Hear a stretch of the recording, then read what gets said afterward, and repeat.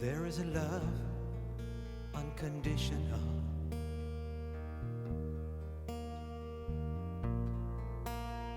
It sings throughout the years.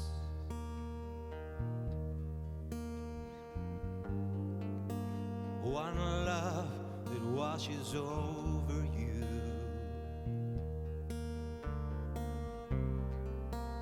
In the laughter and the tears.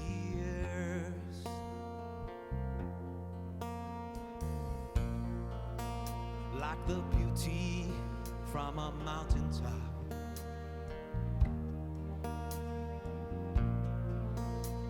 As deep as the sea.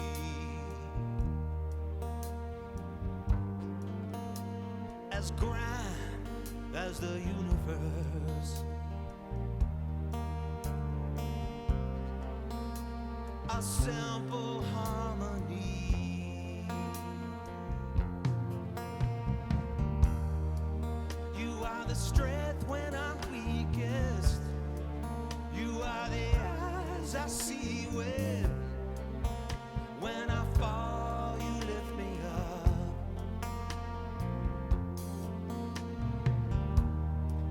You are the friend that I count on. You give me hope to carry on. You fill my heart, you're in my soul. You are the greatest love.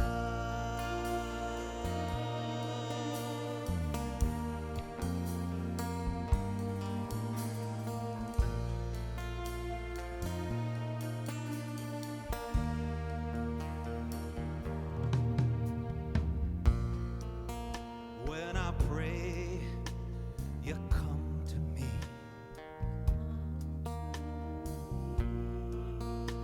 Your grace is all I need.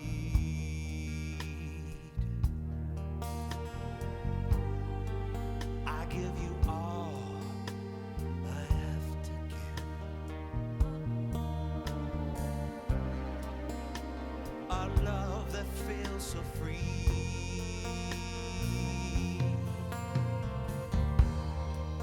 You are the strength when I'm weakest. You are the eyes I see with. When I fall, you lift me up.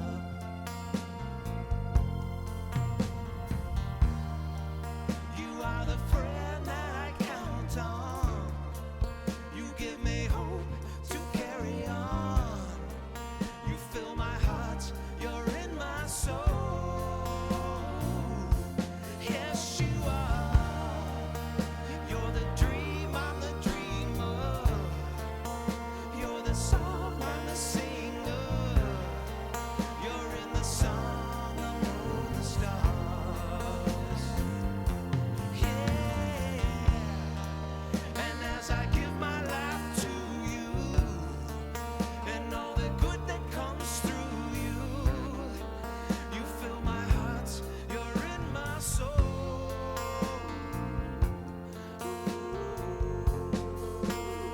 You are the greatest love.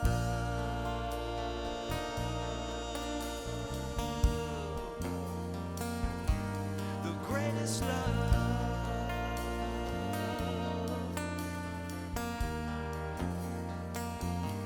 The greatest love.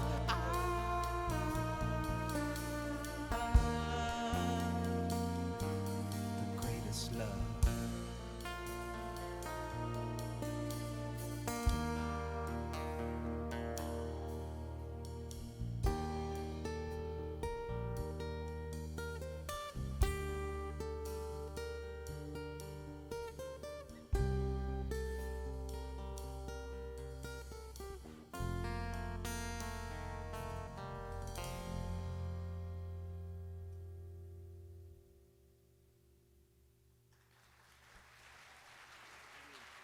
So,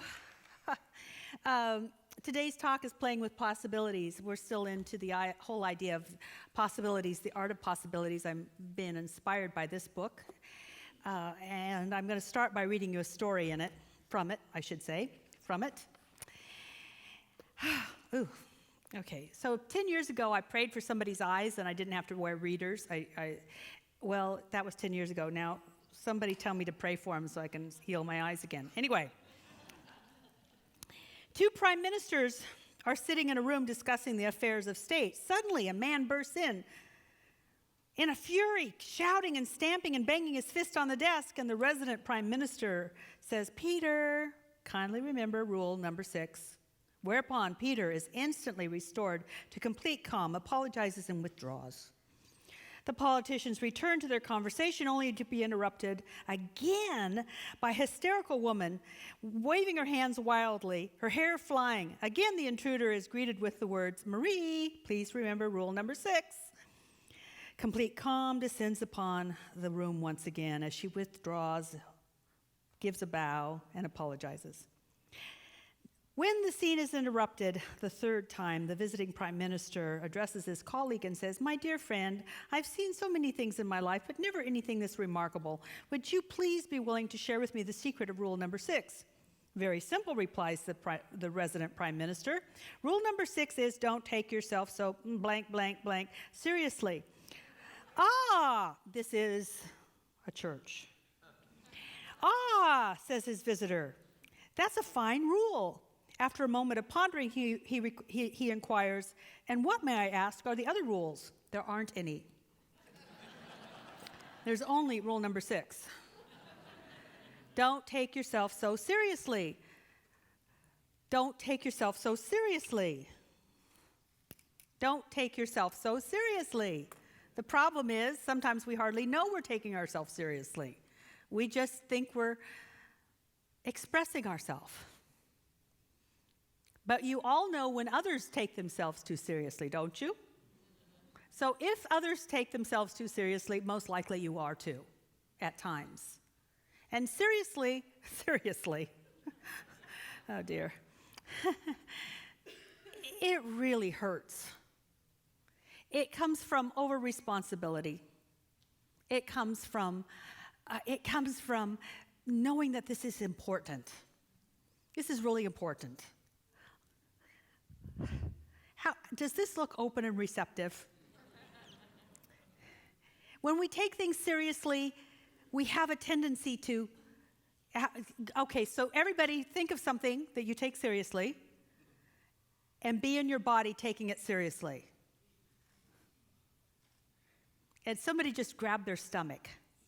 It feels like a weight, doesn't it?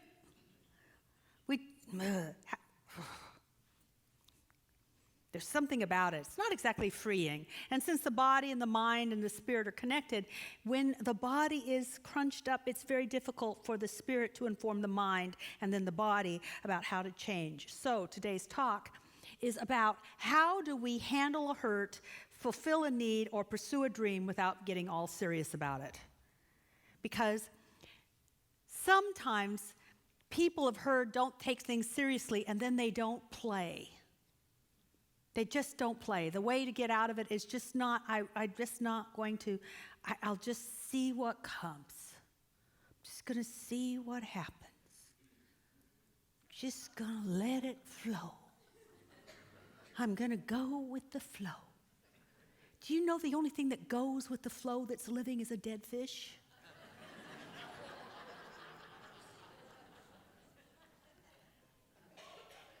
Because otherwise they're swimming and they decide where to go, no matter what the flow is. So we could be the dead fish society.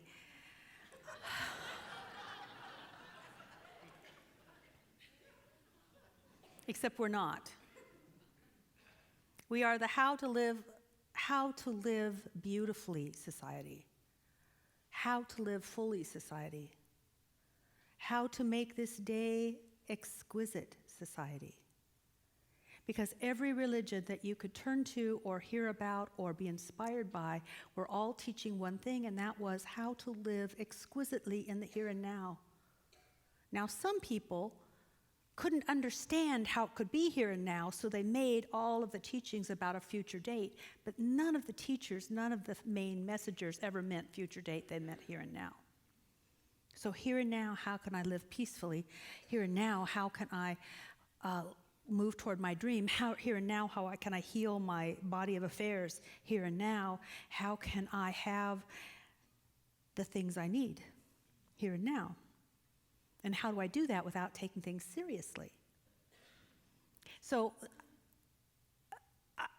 I just want you to think of this as a locker room talk.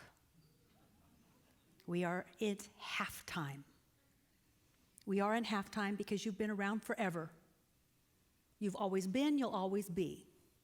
So we are midpoint in your eternity right now. This is halftime, and this is a locker room talk. So no matter what you've been experiencing last week or what you think you'll experience next week, this is the talk. And that's what really churches should be about. They should be about allowing you to find your best self and go out into the world. And so it's really, churches should be locker room talks. I will try to keep it clean. Although I have to admit that I've never been in a locker room, so it might be very clean. I'm actually being informed by TV and movies, so I'm sorry. Don't want to be derogatory to anyone in sports, but this is a locker room talk. And so the talk might begin with, you can't take yourself seriously and accomplish anything without a lot of work. And the highest working law is the law to know that there's not that much for you to do. There's only that which you can allow to flow through you, which is a lot easier way to live. And it brings about heaven on earth today. So how could you allow things to happen without taking it seriously? The first thing is take a deep breath. Literally.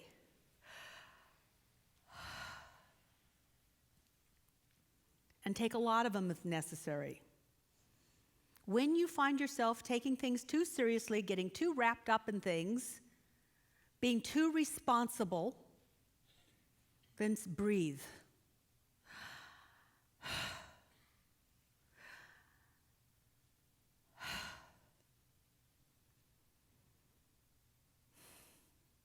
And you'll notice that the more you breathe deeply, the more you will quiet your body. And as you quiet your body, you'll begin to quiet your mind. And there'll be more space in between the thoughts.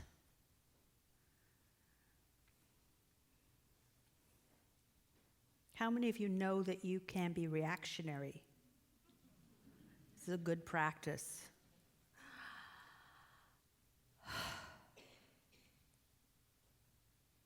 Then, after you've begun to calm the body, say to yourself, and this is very important, I am not alone. Say it out loud. Just practice. I am not alone. Why do you need to say that? Because a lot of times the reason that we take things so seriously and the reason that we take on so much responsibility is because it's all up to us. Nobody is as smart as us. No one is as creative as us. Nobody cares as much as we do. And so therefore we begin to feel the weight of the responsibility and take this life and what we're doing very seriously. Boy, just the kind of person you want to be around, isn't it?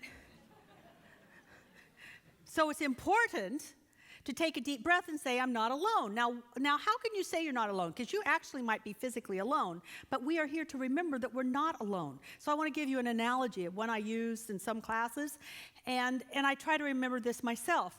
If we're not alone because we are one with the one life, we are part of the one verse, the one song. We're part of a universe, a complete whole, but it seems like it's just us.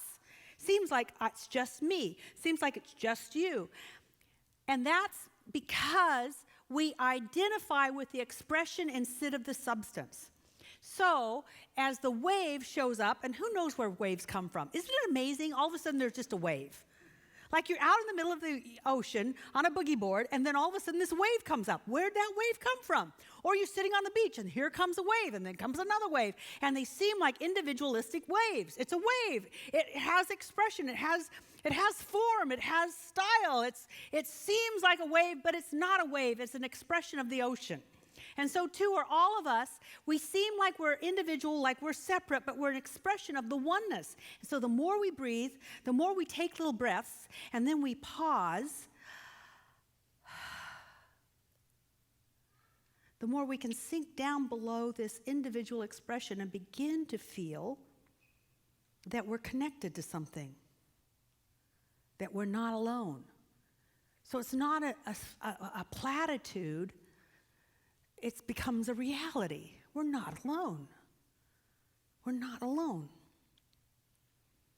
Now, how many of you have heard the expression that we're spiritual beings having a human experience? How many of you have even said that to others? Yeah, isn't it? I'm a spiritual being having a human experience. Take that. Yeah, well, do take that. Do take it. We are a spiritual being having a human experience, which means that we're spiritual. That means that from the very depth of us, guess what? We have access to all the intelligence, all the love, all the support, all the creativity, all the opportunities, and all of the healing that we need. If we are really spiritual beings, guess what? That is the very place that we come from into expression. And guess what? We're going to go out of expression. This wave won't last forever. I will. But the wave, this personality won't. But in the meantime, I can draw to me, you can draw to yourself anything that you really need. That's what that little platitude means. So for anyone to say, I'm a spiritual being, and then say, I'm all alone and I don't know how to do it, and I don't have this and I don't have that, you're lying to yourself. Because the great self knows that you have it because you're a spiritual being. You know, we have said things for long enough. We need to start proving it. I love it. Ernest Holmes, whose birthday we celebrated on Thursday, how many cakes did you eat? Anyway, he said he doesn't care what you know. He doesn't care how many books you read. He cares what you prove to yourself. Are you willing to prove that you can draw from an infinite source of all goodness? And you begin by taking a breath, and I'm not alone. I am so not alone. And then you do the flip. Not flipping houses, flipping consciousness. So you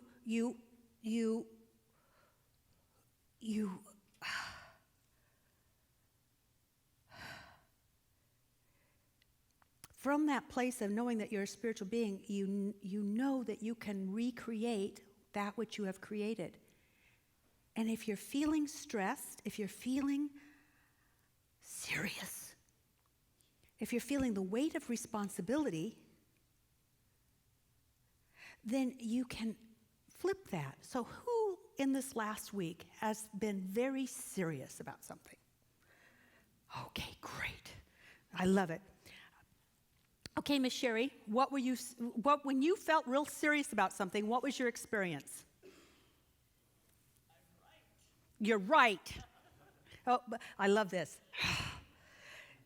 How'd this feel? Not very open. No, it doesn't look open. I love the body. Even if you told me I felt so open, I would have said, oh, what a bunch of stuff that happens in my horse's stall.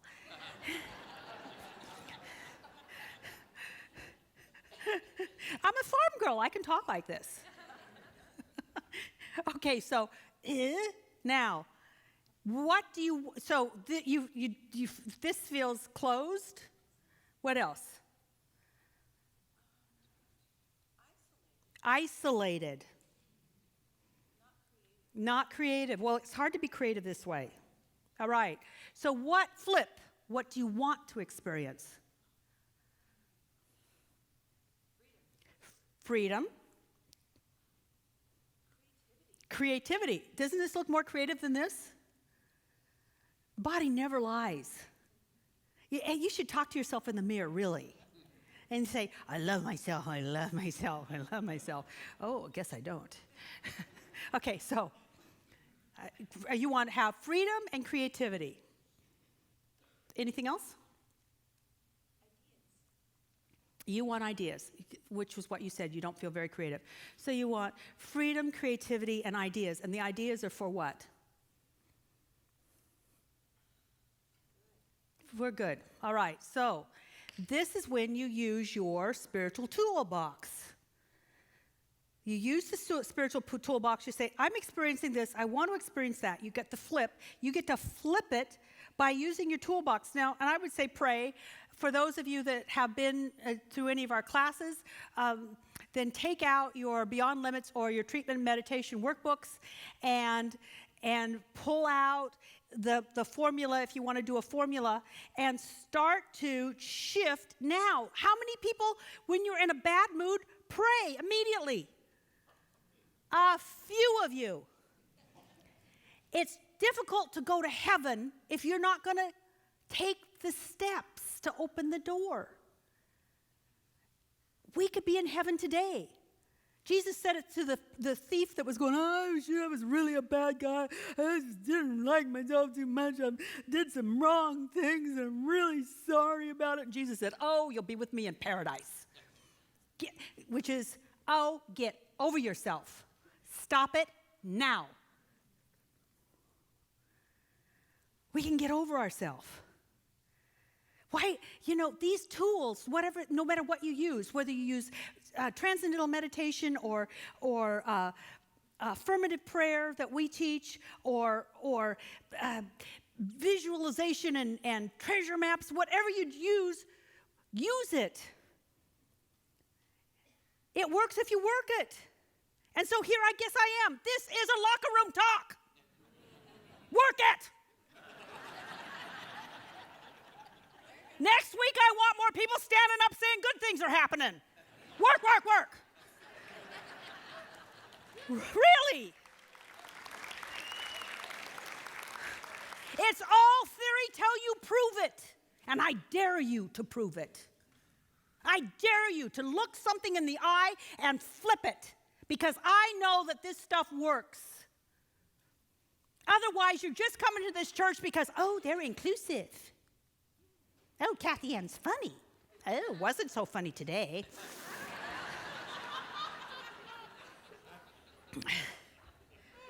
You gotta stop it, brothers and sisters, and work it.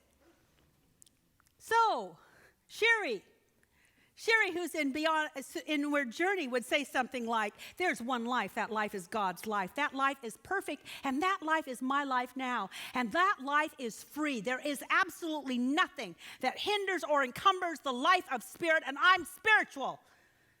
And therefore, I am open to the infinite intelligence of God moving through me and giving me all the ideas that I need in this moment. And I will no longer tell myself that I am stuck. And it is not my responsibility to shift my life, for it is God's glory to make my life that which I choose to have it be, and so it is. Feel better, Sherry? But that's what you have to do. And you don't have to do it quite that way, because I'm talking to a bigger audience. In the privacy of my own car, I would have that much energy. But if you are meeting a block and that block is only mental, take the same mental energy and say, no, no, no, no, no. Because you're spiritual.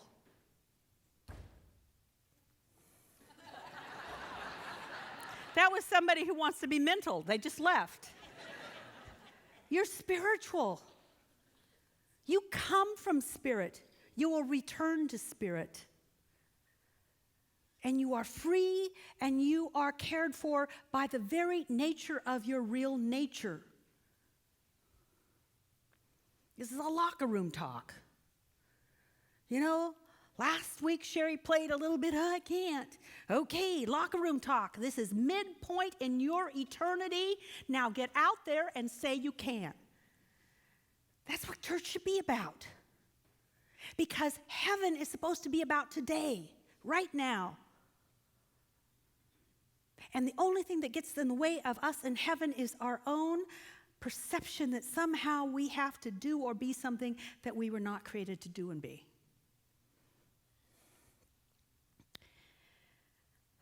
If you do not flip things, you will flop. And you will fall down, and you will begin to blame others, shame yourself, and regret what's happening, which is a sure way to stay stuck.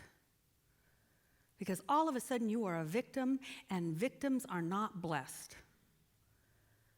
Only victors are blessed. Oh, I think that's next week. Never mind. Moving forward. So, how many of you would like to get over your sassy selves and stop being quite so serious and move into the greatest working law, which is the law to know that there's not really that much to do?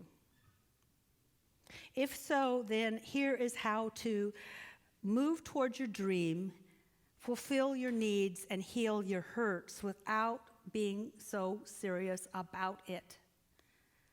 Because, see, some people say, I'm not supposed to be serious, and then they give up. Okay, I won't be serious. I mean, how many of you have family members like that? That they actually live from program to program on the TV. They are voyeurs and spectators because there's not a lot of life going on. I hope that means that you have some, right? And that's not to make them wrong, and actually, if you get so filled with life, it might slosh all over them. The more that you live, the more that you are going to influence people who want to live as well. So here's the steps for influencing yourself so that you move forward, but you do it with more ease and you let God be God in you.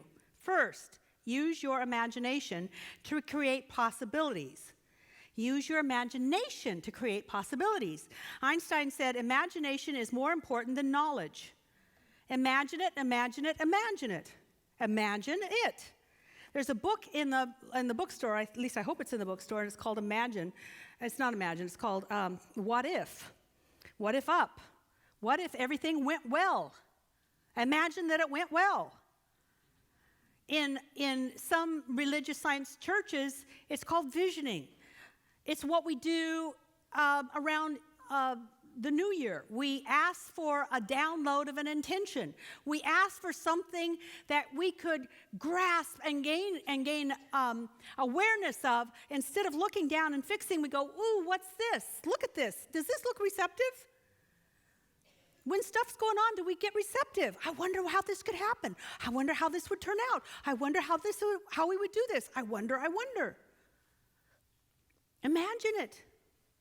And then second, use the law of attention to grow those possibilities or those potentials that start to show up in your mind. Use the law of attention.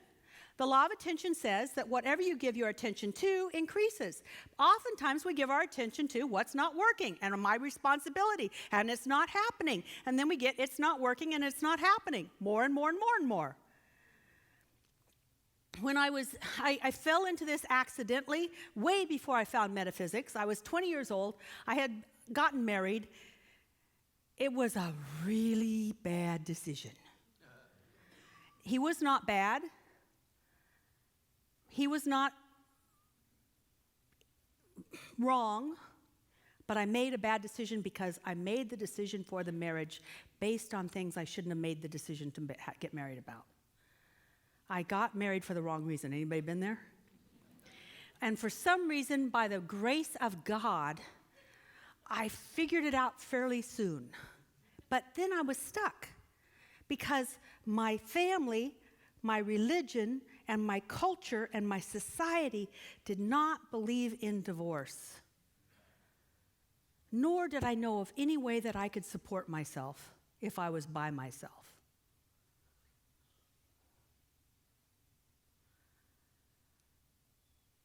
And so every night I would go to bed and I would imagine ways that I could do it. Imagine myself living by myself.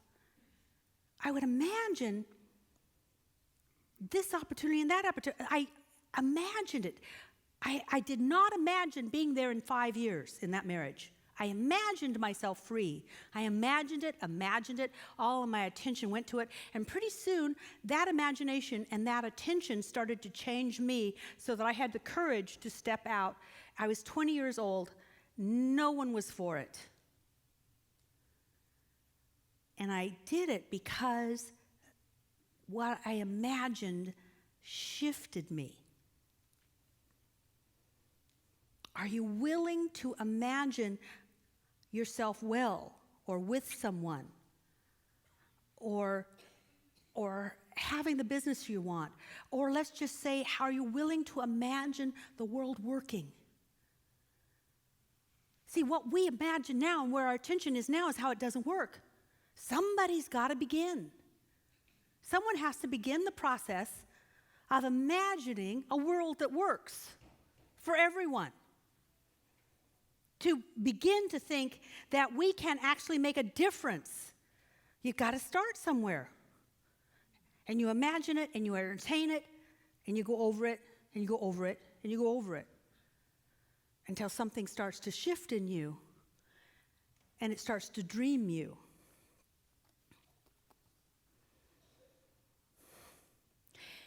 Another way I used this was before I met Tim, I would imagine that when I went to bed, I would imagine that I felt someone on the bed lowering the bed on the other side. I'd sort of feel it. I mean, are you willing, if you want someone in your life, to imagine it to begin? Like trip over their towels they left in the hall?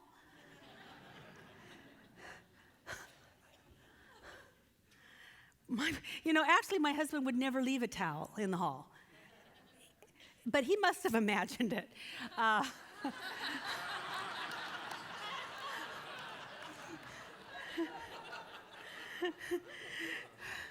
He's tidier than me. But are you willing to imagine even nuisance? Are you willing to imagine that you're making meals for two instead of one? Are you willing to imagine that you get along with everyone at work? Are you willing to imagine that your body gets healthier and healthier every day? Do you see the difference?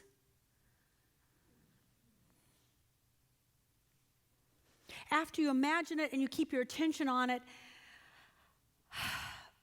then you harness the greatest power in the universe.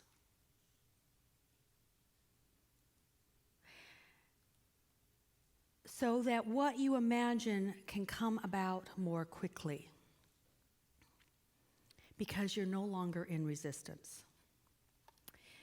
This was from that book I was telling you about, What If It All Goes Right? And it's the chapter on love. And by the way, this is a football story. You heard it here. Back in 1901, the University of Michigan had a football team that wasn't doing well.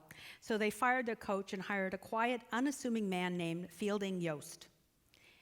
At his first interview with the press, Yost stated, I'm only going to say two things. First, this team will be undefeated. Second, the combined score of the opposing teams will be 49 or less. Then he turned and left the room.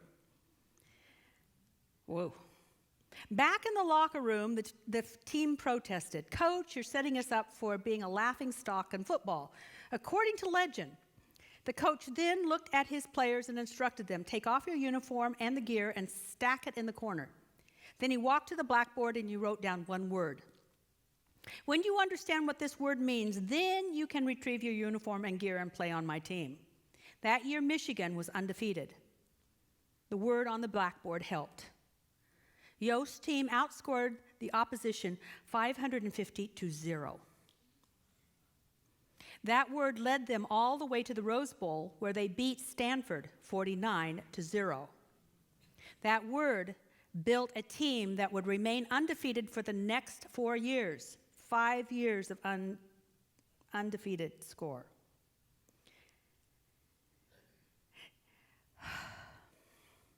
So,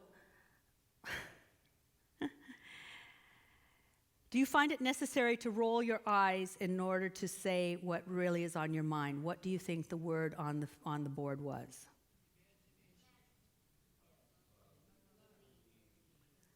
Love. Repeat after me. I love my life. That sounds like it.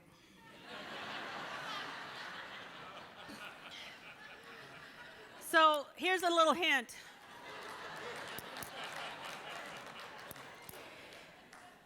When somebody says, yeah, I really love you, man, don't believe a word of it. You do get a replay. I love my life. Doesn't that feel better? Okay, all right. The word that Fielding Yost wrote on the blackboard back in 1901 was love. Fielding Yost began one of the biggest winning streaks in college football by demanding that his team stay grounded in love. Does that mean any kind of particular kind of love? Of course, it's not, romantic or sentimental love. It's the kind of love that is the real deal. It is the love of being that allows us to transform losing teams into winning teams. It allows us to turn our darkest tragedies into our greatest triumphs. To play on Fielding Yost's team, you had to love the game. You had to love the practice. You had to love the sweat. You had to love the sore muscles. You had to love the pressure. You had to love to perform. You had to love the determination you saw in the opponent's eyes when they set out with full intention to take you out. What if you were really able to love every fumble, interception, and tackle in this game called life? What if you played not just to win, but simply because you loved the game? Are you willing to just love your life? Because this is the one you got right now. And frankly, we don't know what's coming later. This whole thing about heaven later, what a bunch of bunk. Bunk. Buddha said, when asked what comes later, he says, oh, stop it. It's none of your business. You can't even live life now.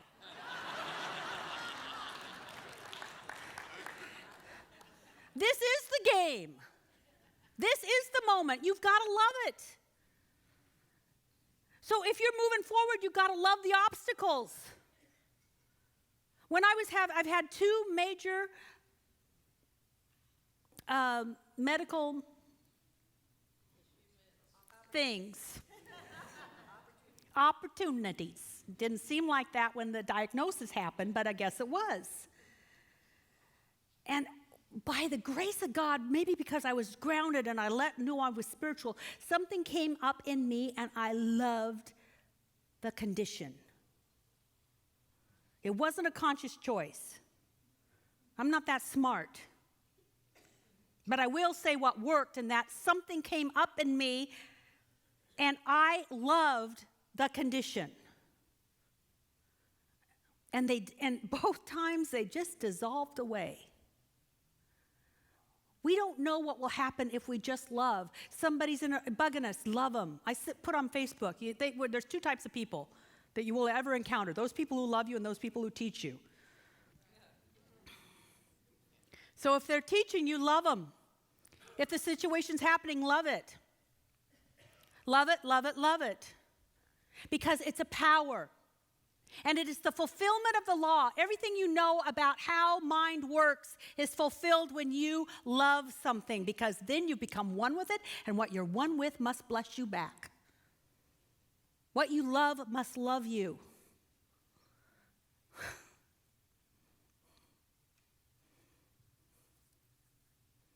So we put our attention on what we imagine, and then we love the process of unfoldment, because too many people want to be happy and love themselves and love life when it finally works out. Well, it's never going to work out, because as soon as you get there, you're going to want to be there. As soon as you get the person, you're going to want to perfect them.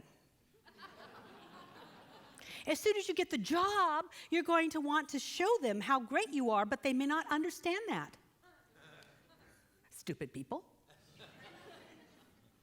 As soon as you get the job and you show them how great you are, then you're going to be, well, this isn't any fun anymore. There's no challenge. And so then it's one more thing after another. This is the time. Now is the time. Now is the day of your salvation, and you save yourself from your own stinking thinking. And so you do that by choosing to love that which you've been stinking thinking about. So I'm going to do something that I've only done twice. Well, this morning being the second time. Ever since I was told by this gentleman that he wouldn't come to church anymore because I made him sing that song. And he really needed to sing that song. If anybody couldn't come to church because of that song, they needed that song. Oh, yeah. Band? See, we're going to sing a song. We're going to shift the words a little bit because you have to understand that when you love, you're loving yourself, and what you're really doing is you're recognizing that the self that you love is pure love. The personality is going to love the higher self, whatever you call it, the Atman, the spirit, that essence of you, which is pure love because you're spiritual. Guess what? Okay, let's say it together. I'm spiritual. The highest name for God is love. So I'm love. So when you love yourself, you are actually acknowledging the truth of yourself. This is not something you say until, I love myself, I love myself, I love myself, I think I love myself. No, you're actually telling the truth, and the truth shall heal you and set you free. So you say, I love myself. And when you say, I love myself, you're actually shifting something and allowing something to flow out of you, which is the greatest power in the universe, which is love. I love myself. I love myself so much that I can love my stuff so much. Now, remember I'm a farm girl? Stuff is a word, and we're being videoed. Hello, donate now.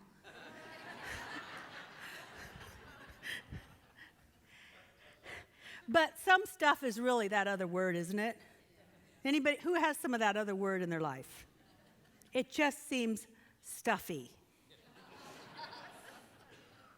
But we won't say that. So when you love yourself so much, you can love that stuff so much. And when you love that stuff so much, that stuff will start loving stuff. And then that stuff will love you. When you love your job will love you. When you love that enemy will begin to love you. And they won't even know they love you. They'll just be loving you. And even if it doesn't come from them, you will get love from so many places because what you put out must come back, and yet we forget all about that. I'm not getting it. I'm not appreciated enough. Well, who are you appreciating today? What do you lack? Are you giving it? When you give what you lack, when you love what you've got, and you give and you love, then you will be blessed in great amounts. I mean it. This is your halftime talk. I expect miracles by next week. I could be a great football coach, couldn't I? All right, so stand up if you choose, and you're going to sing the song with me. It's got body motions. And the way you're going to sing it is, I love myself so much that I can love stuff so much. That stuff can love stuff so much. That stuff can start loving me, right? Okay. I love myself so much that I can love stuff so much. The stuff can love stuff so much. The stuff can start loving me. I love myself so much. Give it a wiggle. That I can love stuff so much. The stuff can love stuff so much. The stuff can start loving me. I love myself so much that I can love stuff so much.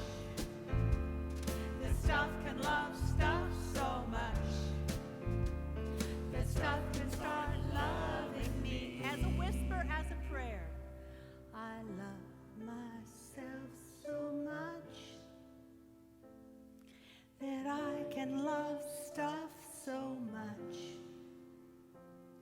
This stuff can love stuff so much.